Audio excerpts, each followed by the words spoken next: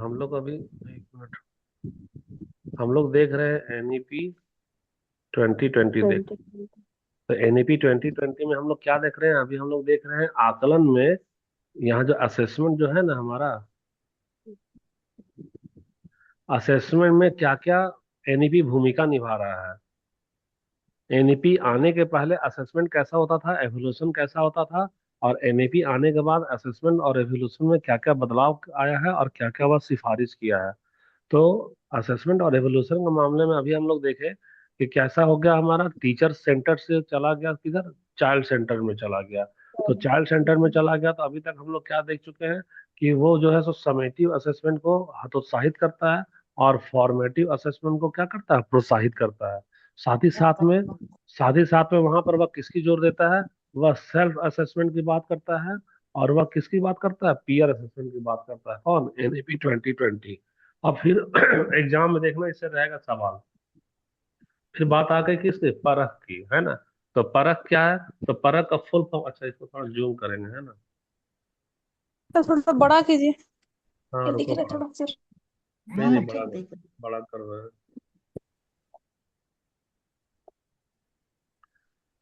तो परख क्या है? तो यह एनईपी 2020 द्वारा प्रस्तावित एक नया राष्ट्रीय मानक निर्धारण केंद्र है।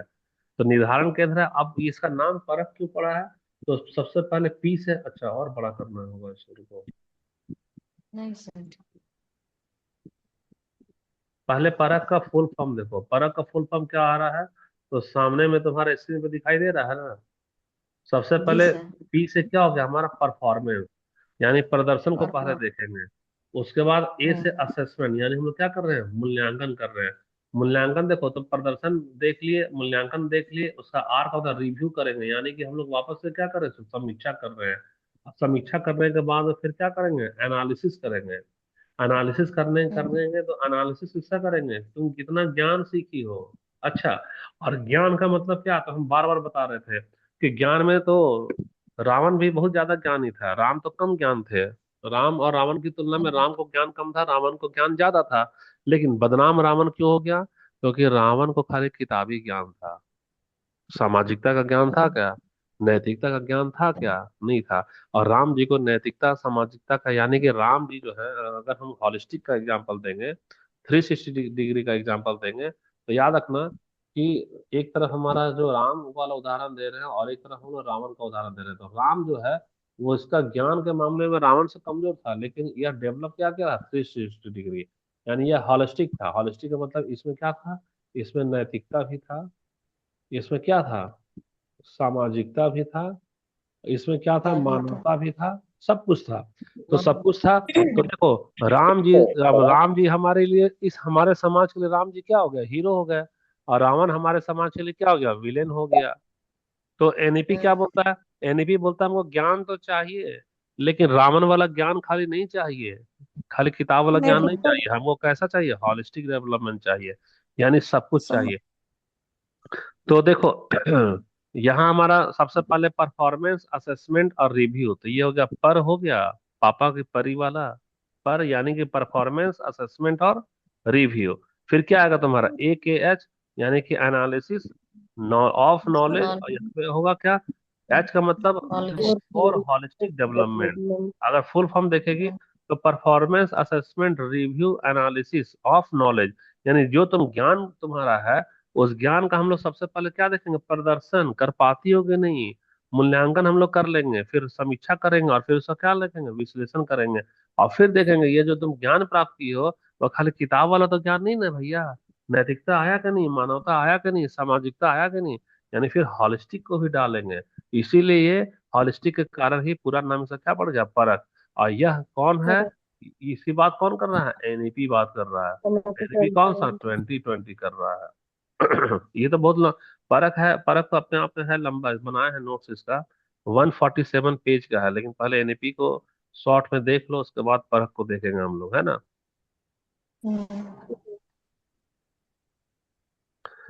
तो परख हमारा कैसा है, राष्ट्रीय मानक निर्धारण केंद्र है, यानी कि नेशनल असेसमेंट सेंटर हो गया। तो हल्का सा परिचय है। एक राष्ट्रीय निकाय है जो क्या करता है, मूल्यांकन, यानी कि असेसमेंट के क्षेत्र में मानक को निर्धारित करता है, फिर मानक को क्या करता है, समीक्षा, फिर विश्लेषण का कार्य करेगा, ताकि विकास हमारा क्या हो, समग्र हो। समग्र का मतलब क्या हो, हॉलिस्टिक हो। वैसा वाला वो बात करता डेवलप। है। तो परख का प्रमुख उद्देश्य में आ जाओ, क्या क्या प्रमुख उद्देश्य है। तो क्या होगा, प्रमुख उद्देश्य में कुछ हल्का सा हिंट दे सकती हो क्या।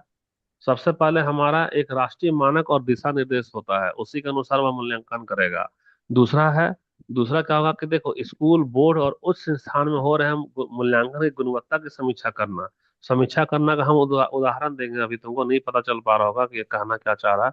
कहना ये क्या चाह रहा है कि अभी देखो, तुम कई लोगों का ना एग्जाम होगा झारखंड वाला बोर्ड में, तो झारखंड एकेडमिक काउंसिल में बहुत सारा बच्चा 90% लाता है, देखते हो ना।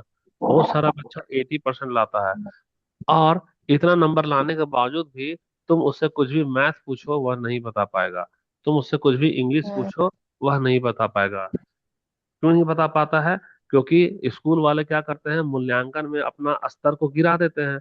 सरकार उनके ऊपर कार्रवाई न कर दे, इतना खराब रिजल्ट क्यों आया, इस डर से परीक्षा में मूल्यांकन का स्तर कमजोर रखते हैं। यानी जो बच्चा 90 के लायक नहीं है उसको भी क्या कर देते हैं, 90 देते हैं। दूसरा हम यहाँ पर दे रहे हैं यूनिवर्सिटी का एग्जाम्पल। यूनिवर्सिटी का एग्जाम्पल में देखो, लगभग सभी लोगों के पास में पीजी है ना।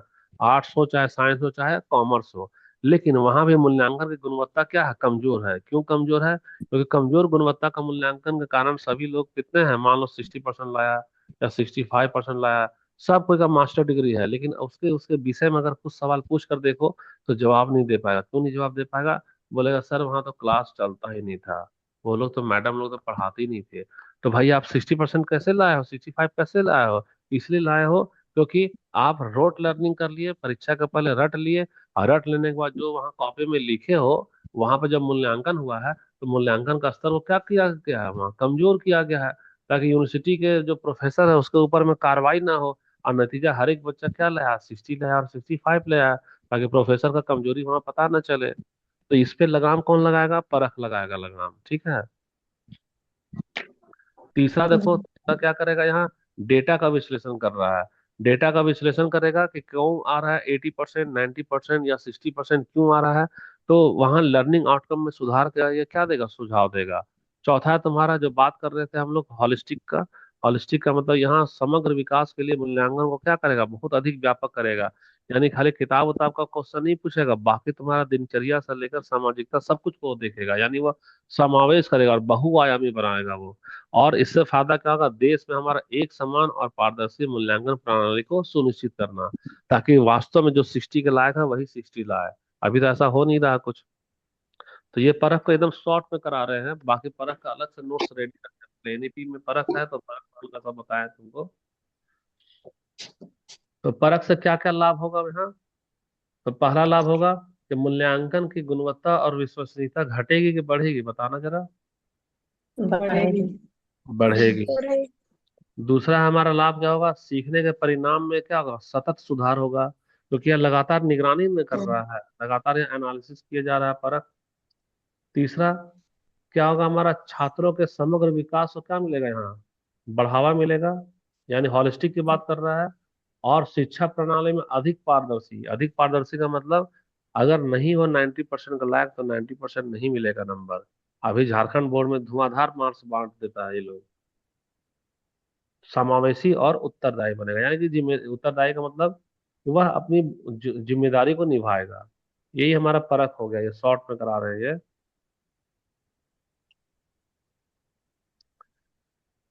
अब देखो एनएपी बात करता है किसका, क्रिएटिविटी का। क्रिएटिविटी की बात कौन कर रहा है, बता सकती हो। एनएपी 2020 बात करता है, यानी बच्चों में रचनात्मकता को बढ़ावा देने की बात करता है। बच्चों में रचनात्मकता की बढ़ावा देने की बात एनईपी 2020 कर रहा है। तो देखो, किसी भी, अब रचनात्मकता होता क्या है, रचनात्मकता का मतलब है किसी पुरानी चीज को नए तरीके से पेश करना, यही ना क्रिएटिविटी हो गया। या कोई भी नया समस्या है, उसका समाधान एकदम अनोखा होना चाहिए, किसी का नकल नहीं करना चाहिए, वही है हमारा क्रिएटिविटी है। अब क्रिएटिविटी का मतलब यहाँ एक बच्चा का तस्वीर लगाए है ना, बच्चा का दिमाग में बल्ब लगा दिए हैं। अब बल्ब में एक दो हिस्सा बटा दिमाग, पहला हिस्सा क्या है, पहला हिस्सा सोच रहा है, बताओ आंसर क्या आएगा, आंसर क्या आएगा, सोच रहा है। और दूसरा हिस्सा क्या है, आंसर को प्राप्त कर चुका है कि अच्छा इसका आंसर यहाँ पर ऐसे होगा।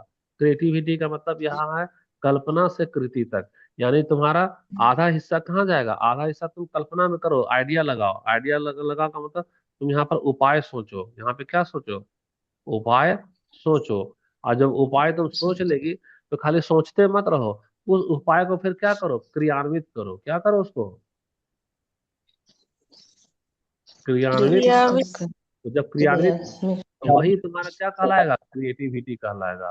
वो तुम्हारा क्या कहला, क्रिएटिविटी। क्रिएटिविटी कहला गया। जैसे उदाहरण में देखो तुम्हारे सामने में, यह बच्चा को पेन रखने का बॉक्स बनाना है। तो बॉक्स बनाना है तो ये प्लास्टिक का बोतल तो हर एक के घर में रहता है, कचरा टाइप का बना हुआ। लेकिन गौर से सोचो कि यह एक नया आइडिया लगाया, यह प्लास्टिक का बोतल में अपना एक थोड़ा सा स्टिक लगा कर झंडा बना दिया, पेन वाला दानी पेन दानी बना दिया, यहाँ पे देखो सब पेंटिंग कर रहा है, पेंटिंग करने के बाद कितना सुंदर खूबसूरत बना दिया। अब यह कचड़े से क्या बना दिया, यह सोना बनाया कि नहीं बनाया, और अपना काम का भी चीज भी कर लिया। तो यही है रचनात्मकता। रचनात्मकता का मतलब हो गया सोच में नयापन होना चाहिए, और काम में मौलिकता, मौलिकता का मतलब किसी का नकल नहीं। अच्छा ये बताओ, हम्म। एनईपी जो है सो क्रिएटिविटी की बात करती है, तो क्या फायदा होगा क्रिएटिविटी रखने से हम लोगों को, हमको तुमको, क्रिएटिविटी का क्या जरूरत पड़ेगा बताओ। कुछ पहले उदाहरण देख लेते हैं। क्रिएटिविटी में जैसे जी। कि पुरानी लकड़ी के पटरे हैं, तो उससे अनोखा बुक सेल्फ बना लेना। बढ़े लोग को यहाँ जाना तो देखना, बोलो तेरा लकड़ी जब बच जाएगा ना, तो बोलेगा कि अरे बचा हुआ हम्म। लकड़ी है, जाइए आपको ये बना देते हैं। तो वो किसका एग्जाम्पल हो गया, क्रिएटिविटी का। क्रिएटिविटी का। दूसरा एग्जाम्पल देखो, प्लास्टिक की बोतल है, उसको गमले में बदल दिया, पर्यावरण को बचा रहा है, वो किसका उदाहरण हो गया, क्रिएटिविटी का। ठीक है। तीसरा वाला देखो, सोलर कुकर, मैंने धूप का रोशनी से तुम्हारे पकौड़ी बन गया, तो ये भी हमारा क्या क्रिएटिविटी है। या मोबाइल में कोई एप्लीकेशन बना लिया, या गूगल पे वगैरह जो बनाया, वो सब क्या क्रिएटिविटी ही तो है। या जो हम डिजिटल वाला जो जूम से जो क्लास ले रहे हैं, वो सब क्या हो गया, हमारा क्रिएटिविटी ही हो गया। तो एनईपी क्रिएटिविटी की बात पर बोलती है। तो क्रिएटिविटी से क्या फायदा होता है बता सकते हो। क्रिएटिविटी बच्चे जो है भविष्य तो बच्चा का भविष्य को क्या कर आसानी रहा से है, सीखता है बच्चा। हाँ मतलब भविष्य को बनाता है क्रिएटिविटी। और जिंदगी में ऐसी कोई जिंदगी नहीं जिसकी समस्या ना हो। तो जब भी जिंदगी में उसका प्रॉब्लम आएगा, तो वह बच्चा खुद ही उसको क्या करेगा, समाधान करेगा। किसी दूसरे के पास में रोने धोने नहीं जाएगा। यही तो हमारा क्रिएटिविटी है। हम्म।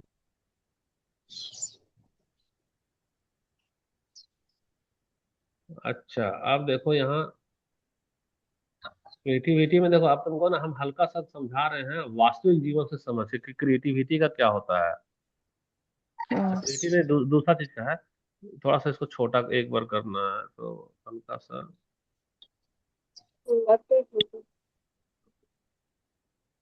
ठीक है।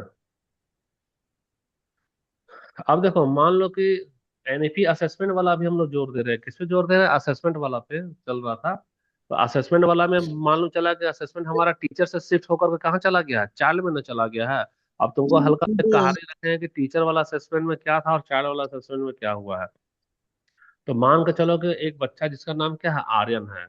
तो आर्यन है, अब उसका एग्जाम हुआ, तो एग्जाम हुआ तो आर्यन को डर किससे लगता था, मैथ से डर लगता था। देखो आर्यन मैथ में कमजोर है, परीक्षा हुई उसके 100 में से 35 नंबर आए, रिपोर्ट कार्ड पर डी ग्रेड मिल गया, आर्यन उदास हो गया। उसको लगा कि वह क्या है, बुद्धू है। उसके मम्मी पापा भी डांट रहे हैं। तो यहाँ आर्यन की चित्रकारी, अच्छा ठीक है, लेकिन आर्यन का था चित्रकारी में बहुत अच्छा था। लेकिन उसकी मम्मी पापा उस चित्रकारी को नहीं ना देख रहे हैं, उसके मिलनसार स्वभाव को नहीं देख रहे, खाली डांटे जा रहे हैं कि भैया तुम क्यों लाया हो मैथ में डी ग्रेड, क्यों लाया। देखो यही हमारा आर्यन है। आर्यन का यहाँ स्टोरी दिखा रहे हैं, परीक्षा है गणित का, गणित का सवाल देखते ही आर्यन का क्या बज गया, 12 बज गया, पसीना आने लगा। बाप ये सवाल हम बनाएंगे तो कैसे बनाएंगे। उसका परिणाम क्या हुआ, खराब आया। क्यों खराब आया, क्योंकि देखो सब विषय तो ठीक था बेचारा, लेकिन रिपोर्ट कार्ड में मैथ में कितना नंबर आ गया, 35 नंबर आ गया। तो 35 नंबर आया है, तो कुल मिलाकर के अगर रिपोर्ट कार्ड की बात करेंगे, तो रिपोर्ट कार्ड में इसको डी ग्रेड मिल गया मैथ में। और जब डी ग्रेड मिल गया ना, तो वो अपना घर गया। घर गया तो देखो इसका घर में क्या हालत हो रहा है। घर में इसके ऊपर में कौन टूट पड़े हैं, इधर से मम्मी टूट पड़ी है, तुम पढ़ाई में ध्यान नहीं देता है, ये नहीं करता है, ब्ला ब्ला ब्ला, इधर से इसको डांट दी। जैसे पापा इसको डांट दिए, तुम बेकार है, तुमको हम एक दुकान खोल देंगे, वही काम करो, ऐसा भी कोई नंबर लाता है। अब बच्चे में क्या आता है, हताशा आ गया, आता है ना कि अरे हमसे तो कुछ नहीं होगा, हम किसी के लायक नहीं है। ये पुराने जमाने में होता था ऐसा। एनईपी इसको चेंज कर रहा है, तो देखो ऐसा अगर होता है तो ऐसा होने से आर्यन में क्या फर्क पड़ेगा जानती हो? उसका आत्मविश्वास कम हो जाएगा। उसको लगेगा कि वह तो सिर्फ गणित में ही कमजोर है, यानी कि वह एकदम असफल है। माता पिता जितना डांटेंगे उससे ज्यादा और भी ना उसकी निराशा होगी।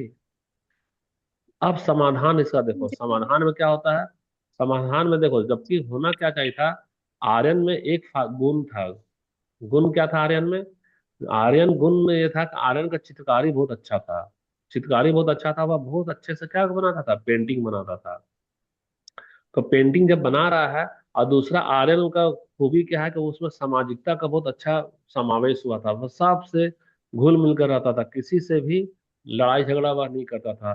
तो देखो, पुराने जमाने में जब हमारा असेसमेंट का जो पद्धति था ना, उसमें व्यक्तिगत गुणों को क्या किया जाता था, नजरअंदाज किया जाता था। और खाली जजमेंट होता था मार्कशीट का, रोट रोट लर्निंग का, कि तुमको ये आता है तो वेरी गुड, नहीं आता है तो ग्रेड डी ले लो, फेल कर जाओ। तो एनईपी अब क्या बोल रहा है? एनईपी बोल रहा है ना कि हॉलिस्टिक, किसकी बात कर रहा है एनईपी? होलिस्टिक। तो अगर तुम एनईपी के अनुसार आकलन करोगे, तो आर्यन की खूबी को नजरअंदाज करोगे क्या? एनईपी के अनुसार इसकी खूबी को कभी भी नजरअंदाज नहीं किया जाएगा। लेकिन पुराना जो आकलन का पद्धति था, जहाँ टीचर सेंटर था, उसमें यह खूब ड्राइंग बनाए, चाहे खूब अच्छे से मिल करके रहे, कोई फायदा है क्या वहां पे? नहीं। कोई फायदा नहीं है। तो अब देखो यहाँ पर, अब नया तरीका में आओ। यानी हम बात कर रहे हैं किसकी, एनईपी की बात कर रहे हैं। अब यहाँ पे एनईपी में चेंज क्या होगा, ध्यान से देखना। महीने से बहुत पीपीटी बनाया है ना, समझ में नहीं आएगा तो पूछना। देखो यहाँ पर हम लोग क्या लिख दिए, अभी हमारा रिपोर्ट कार्ड कैसा बनता है, एचपीसी। एचपीसी का मतलब क्या होता है, हॉलिस्टिक प्रोग्रेस कार्ड। तो हॉलिस्टिक प्रोग्रेस कार्ड अगर दिया रहेगा, एक दिया रहेगा तुम्हारा प्रोग्रेस कार्ड, और एक दिया रहेगा तुम्हारा एचपीसी, यानी हॉलिस्टिक प्रोग्रेस गार्ड। अब पूछेगा कि कौन सा एनईपी फॉलो कर रहा है, तो याद रखना हॉलिस्टिक वाला में कौन फॉलो किया, एनईपी कौन वाला, 2020। तो यार ये वाला कौन सा हो गया, ये चाइल्ड सेंटर्ड हो गया, ये हो गया तुम्हारा चाइल्ड सेंटर्ड हो गया। और तो इसका जो रिपोर्ट कार्ड बनेगा वो कैसा बनेगा, 360 डिग्री वाला बनेगा। और ये जो तुम्हारा प्रोग्रेस कार्ड होता था, तो यह कौन सा जमाने का था, तो यहाँ लिखना टीचर सेंटर होता था। यह क्या होता था, यह टीचर सेंटर होता था। तो टीचर सेंटर में कौन किसको बढ़ावा देते हैं, रोट लर्निंग को। किसको बढ़ावा देते थे, rote rote learning. Learning. Rote learning में थ्री और सिक्सटी डिग्री, देखो 360 डिग्री होता है क्या, नहीं होता है। इसमें ओनली वन डोमेन होगा, इसमें एक ही पैमाना होगा, हम लिख दे रहे हैं। खाली एक पैमाने पे आकलन होगा, कि तुम रटे हो कि नहीं रटे हो। बाकी तुम बिहेवियर, नेचर, इमोशन, सोशल, तेरा कुछ भी वहां काउंट नहीं करेगा। तो एनईपी के अनुसार इसका जब रिपोर्ट कार्ड बन रहा है, तो नाम लिख दिया यहाँ आर्यन, कक्षा लिख दिया 5, विद्यालय का नाम लिख दिया मान लो ज्ञानदीप पब्लिक स्कूल, सेशन है 2024-25 है मान लो इसका सेशन। और प्रथम सत्र है, टीचर कौन है, श्रीमती सीमा शर्मा है। तो सीमा का नाम यहाँ गलत है, ये बात नहीं। अब देखो यहाँ एनईपी में बच्चा जब गया तो गणित में, तो यहाँ भी इसको भी डर ही लग रहा है। तो डर तो लग रहा है, लेकिन क्योंकि ये चित्रकारी में अच्छा है ना, चित्रकारी में अच्छा है, तो विज्ञान में बहुत अच्छा कलाकारी दिखा दिया, प्रोजेक्ट बहुत अच्छा बना दिया। आप प्रोजेक्ट बहुत अच्छा बनाया, तो देखो अब इसका रिपोर्ट कार्ड कैसा आएगा। रिपोर्ट कार्ड में सबसे पहले हम लोग तो देख चुके हैं ना कि सेल्फ असेसमेंट एनईपी की बात करता है। तो रुको यहाँ थोड़ा और बड़ा करते हैं क्या, फिर तुमको दिक्कत होगा, छोटा ही में पढ़ो ये वाला है ना, इसको थोड़ा सा छोटा में रखते हैं। तो पहला रिपोर्ट कार्ड में सेल्फ असेसमेंट जाएगा। तो सेल्फ असेसमेंट में यह है ना, खुद के बारे में भरेगा अपना मार्कशीट में।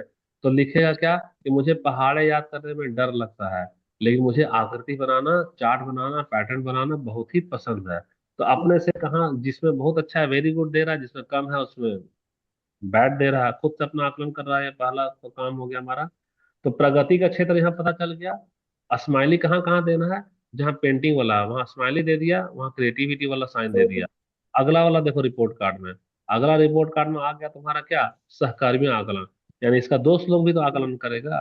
तो दोस्त लोग आकलन करेगा तो दोस्त क्या लिख रहा है, आर्यन हमारे टीम का लीडर है, बहुत अच्छा है, वह सबकी बात सुनता है, झगड़ा सुलझाने में क्या करता है, मदद करता है। तो देखो पीयर असेसमेंट में भी इसका रिपोर्ट कार्ड अच्छा हो गया।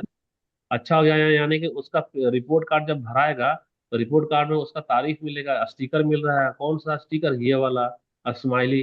स्माइली मिल रहा है कहाँ, लीडरशिप में स्माइली मिल गया, सहयोग और टीम वर्क में स्माइली मिल गया, समस्या समाधान में क्या मिल गया, स्माइली। तो एक वो यहाँ स्माइल मिला, एक तो यहाँ स्माइल मिला। और तीसरा वाला देखो, तीसरा वाला में अब हम लोग देखते हैं क्या। अब तुम्हारा लास्ट में कौन कर देता है, यहाँ टीचर असेसमेंट में करेंगे।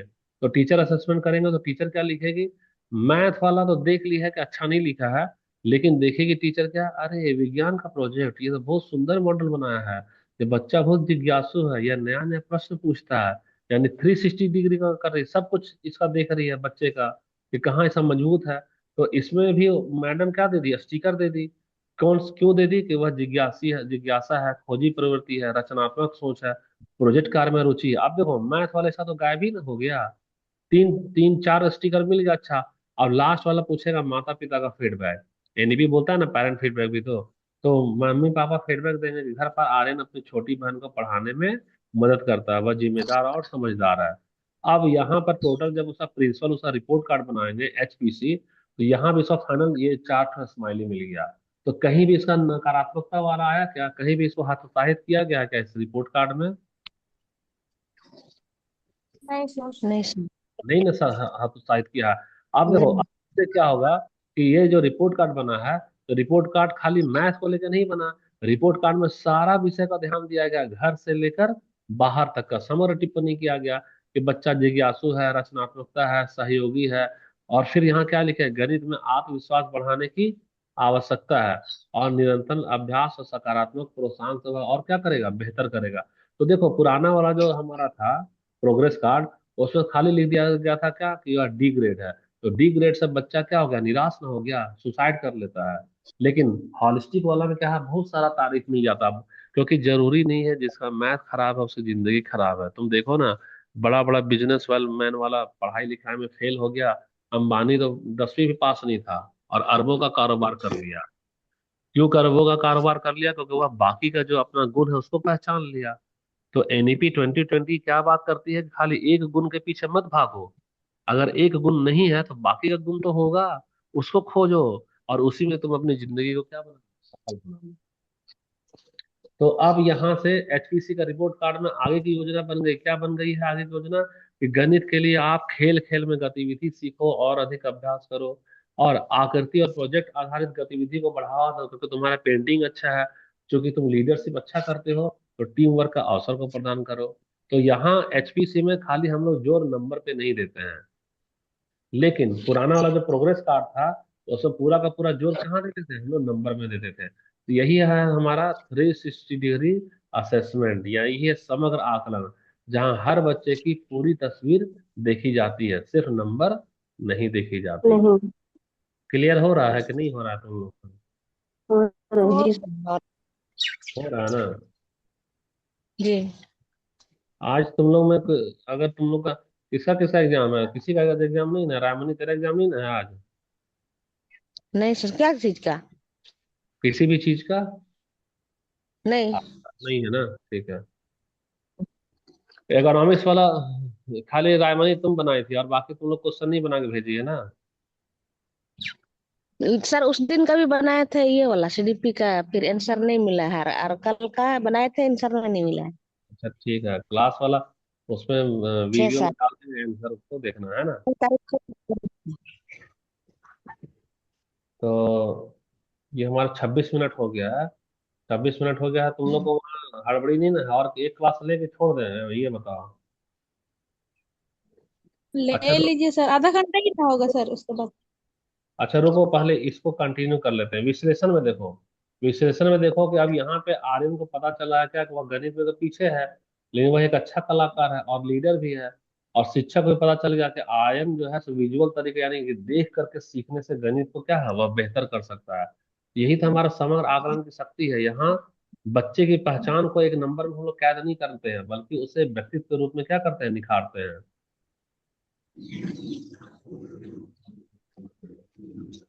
तो आर्यन में अब देखो, एनईपी से फायदा क्या हो रहा है? एनईपी से फायदा ये हो रहा है कि देखो, आर्यन खुद से सेल्फ असेसमेंट किया तो यह महसूस कर रहा है कि अभी हम गणित में क्या है, पीछे हैं, लेकिन हमको पेंटिंग बनाना अच्छा लगता है, त्रिभुज चतुर्भुज। तो और हम लीडर भी अच्छे हैं, लोगों का नेतृत्व भी अच्छा कर रहे हैं। गणित में कमजोर होने के हम्म। बावजूद भी इसका आत्मविश्वास क्या है, आत्म जागरूकता भी बढ़ रहा है और आत्मविश्वास भी इसका क्या हो रहा है, बढ़ रहा है। और दूसरा, मैडम का नजरिया। मैडम का नजरिया, अब मैडम इसको हीन भावना से नहीं देख रही है। मैडम इसको देख रही है कि अच्छा, पेंटिंग में अच्छा है तो क्यों नहीं इस तरह से सर्कल बना दो, इस तरह से बार बना दो, इस तरह से त्रिभुज बना दो। ऐसे सम विजुअल तरीके से गणित पढ़ाएंगे तो ये तो समझ जाएगा।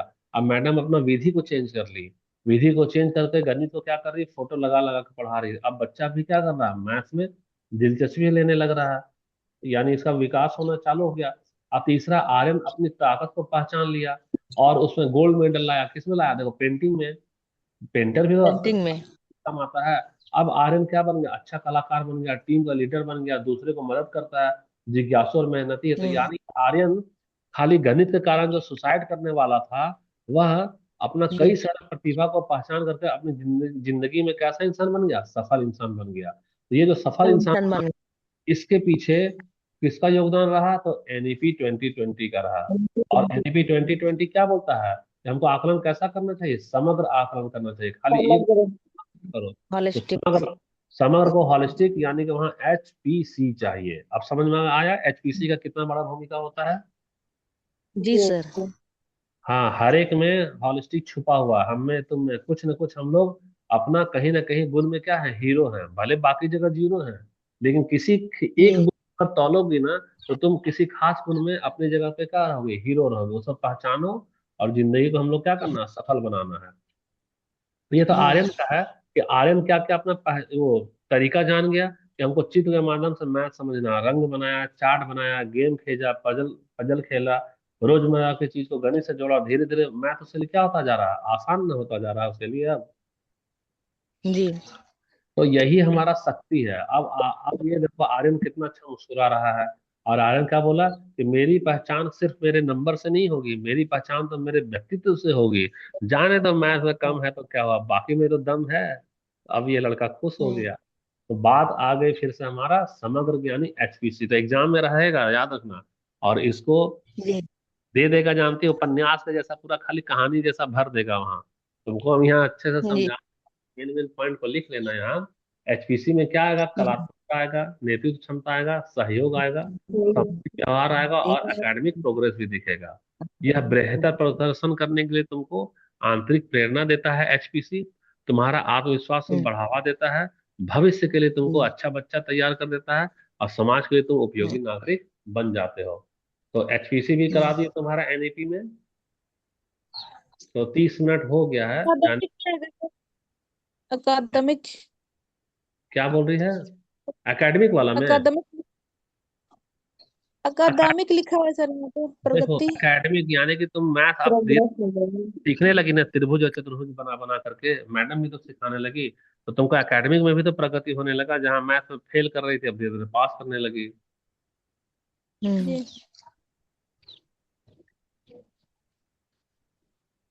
तो समग्र आकलन जो है, इसीलिए कहता है एनईपी कि हमको आकलन खाली एक विषय का नहीं, समग्र आकलन करना चाहिए। समग्र आकलन से हम लोग क्या है कि बच्चे को आंकते नहीं बल्कि बच्चे को समझते हैं।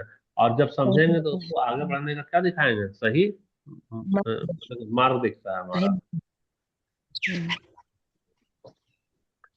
तो अब आ जाओ तुम्हारा, अब पूछेगा कि समग्र आकलन की सूक्ष्म विशेषताएं क्या है। तो ये तो मात्र 5 मिनट है, 5 मिनट में तो नहीं करा पाएंगे ये। हम्म। ये कल का क्लास में कराएंगे, अब तो इकोनॉमिक्स वाला क्लास चलेगा। समग्र जी सर। आकलन, समग्र आकलन ये वाला जो है ना, ये कल कराएंगे, ठीक है। जी सर। कल कराएंगे। और तुम्हारा ये क्या बोलते हैं, एक दूसरा वाला हम पीपीटी दिखाते हैं तब तक के लिए।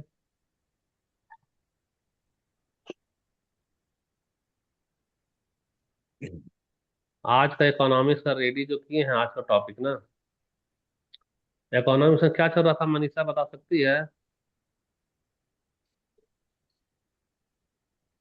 इसी इसी शेयर हो रहा है कि नहीं हो रहा है? हो रहा है हो सर। रहा है सर। हो रहा है ना? जी। खेत पानी के ठीक है, तो आज तो आवश्यक। आज तो इकोनॉमिक्स वाला करेंगे खत्म, जानती हो? मनी मनी सप्लाई का जो अभी नोट्स हमारा चल रहा है ना, तो मनी सप्लाई में हम तो वो क्या खत्म कर दिए, M0 खत्म कर चुके हैं, जी। एम। जिसको हम लोग क्या बोलते हैं, बेस मनी। इसी को हम लोग बेस मनी ना बोल रहे हैं। जी। जी। और बेस मनी से हम लोग क्या क्या सीख चुके हैं, CRR सीख चुके हैं। CRR सीखने के बाद में हम लोग सीख चुके हैं क्या, मनी मल्टीप्लायर सीख चुके हैं। और हम लोग ये भी फॉर्मूला जी। देख सकते हैं कि मनी मल्टीप्लायर जो होता है वह 1 अपन क्या होता है, CRR होता है। इसका मतलब है हाँ। कि मनी मल्टीप्लायर अगर ये बढ़ेगा तो CRR क्या होता है, यार घटता, घटेगा। घटेगा ना। ए, और हम लोग इसका रिश्ता जी। क्या देखे थे, महंगाई से रिश्ता देखे थे।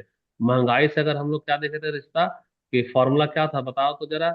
M0 बराबर क्या होता है, M0 बराबर MM2 D, यही ना होता प्लस है। डी।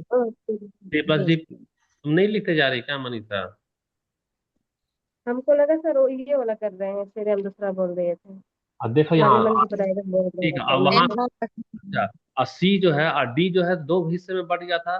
पहला हो गया था तुम्हारा हाँ। डिमांड डिपॉजिट, और दूसरा वाला क्या हो गया था, डिमांड। Other deposit. यहाँ तक अदर हो, डिपॉजिट। तो यहाँ तक हो जी। चुका था। आज का क्लास में टाइम से आना, रेडी करनी है PPT, समझी? हाँ। तो आज का क्लास हम लोग देखेंगे RBI की भूमिका। तो RBI की भूमिका क्या देखेंगे, जैसे देखो बहुत बड़ा बांध बना दिए हैं। बांध बना करके यहाँ पानी का सप्लाई हो रहा है ना, और अगर हाँ। देखो खेत में जितना पानी चाहिए उतना ही पानी देंगे तब ना फसल लहलहाएगा। तो हम लोग क्या लगाते हैं यहाँ जी। पे, नल से रोकते हैं। तो बैंक क्या करता है, RBI, RBI बाजार में मुद्रा की आपूर्ति को उतना ही रखता है जितना जो फसल चाहिए। जरूरत से ज्यादा मुद्रा की आपूर्ति कर देंगे तो क्या हो जाएगा, महंगाई बढ़ जाएगी। और जरूरत से अगर कम मुद्रा की आपूर्ति करेंगे तो गरीबी आ जाएगा। तो ये जो नल लगा हुआ है, जो पानी छोड़ता है चाहे पानी रोकता है, उसको बोल लेते हैं क्या हम लोग, मॉनेटरी सिस्टम। क्या बोलेंगे उसको, मॉनेटरी मॉनेटरी सिस्टम। मुद्रा की आपूर्ति को घटाना चाहे मुद्रा की आपूर्ति को बढ़ाना। तो उसका बढ़ाना। आज उसी का क्लास चलेगा कि कौन कौन सा ऐसा सिद्धांत है, मॉनेटरी पॉलिसी है, जिससे मुद्रा की आपूर्ति बढ़ाई जाती है और मुद्रा की आपूर्ति घटाई जाती है। ठीक है। हम्म। ये वाला मुद्रा, ये मॉनेटरी सिस्टम कितना पेज में चला गया है, 108 पेज में चला गया है। और कितने बजे तक हम यहाँ मेहनत किए हैं, तो हम रात में जल्दी सो गए थे और हम उठे हैं 1:55 में। इसको बनाए बनाए बनाए बनाए सारा कागज डाल दिए, तो PPT रेडी है। टाइम से आएगी तो 108 पेज आज की आज हम लोग क्या करेंगे, खत्म करेंगे। लेट से आएगी तो यही वाला फिर स्लाइड तुम्हारा क्या चलेगा, 2 दिन चल जाएगा। ठीक है, देख ली ना? क्वेश्चन भी डाले हैं सर? हाँ, बीच में क्वेश्चन भी डाले हैं? इसमें इसमें क्वेश्चन नहीं डाले हैं, क्वेश्चन अलग वाला है, जो 356 पेज वाला है ना उसमें क्वेश्चन डाले हैं। ये तो जी। मॉनेटरी कंट्रोल में देखो ऐसा है, कैसे वो नल को टाइट कर रहा है।